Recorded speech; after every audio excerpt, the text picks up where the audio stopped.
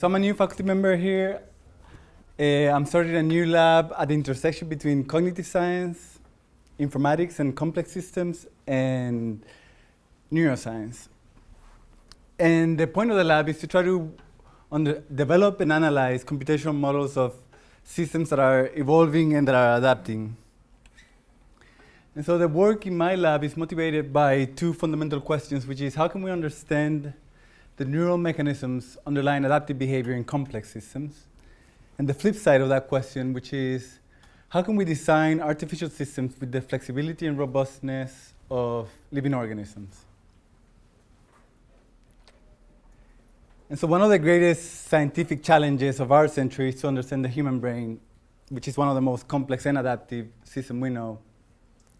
And there's been a lot of efforts to try to understand it.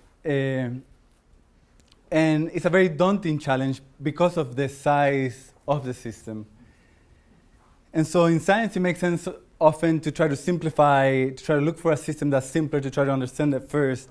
So we've been working on understanding this nematode worm, which is 1 millimeter long, called Synerhabditis elegans.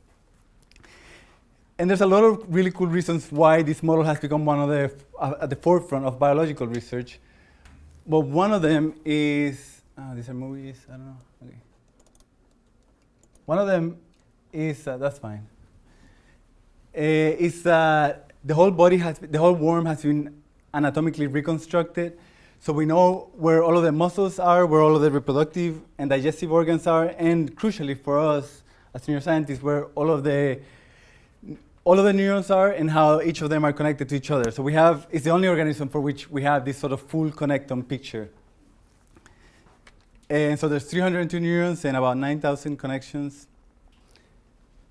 And there's cool things because you can actually, because it's transparent, you can actually see neurons as the worm is moving around, which is a really cool tool that we can use to analyze it. Right, and so the research that I'm doing has three components.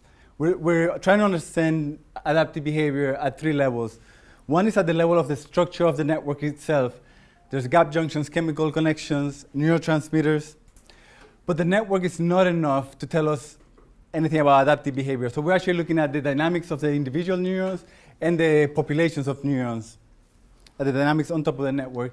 And then finally, we're also interested, because we're interested in behavior, we don't want to just see the nervous system. We actually want to put it into a body that has muscles and in an environment that has certain dynamical properties and understand how the actual animal moves and creates behavior.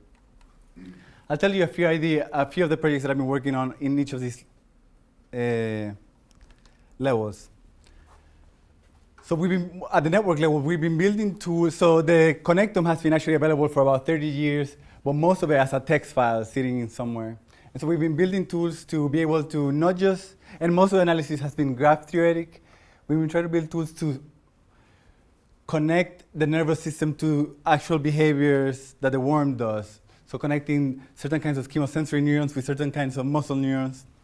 Then at the level of the behavior, we've been developing a unique methodology of taking the target system and developing a mathematical model of certain neurons and certain components of the brain, then using evolutionary algorithms to try to find the parameters that we don't know about the system. So there's a lot of, we know a lot from the organism, but there's things that we still don't know.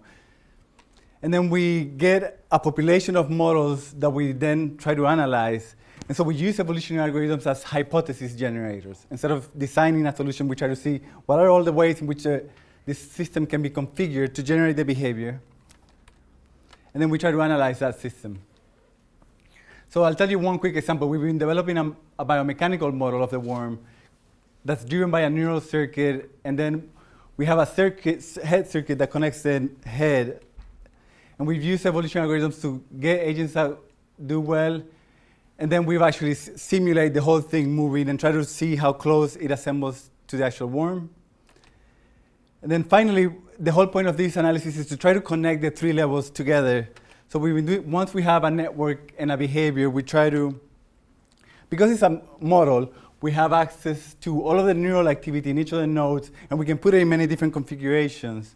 And so we can develop new mathematical tools, such as from information theory, to see how much information each of the neurons has about the behavior and how it gets transferred through the network.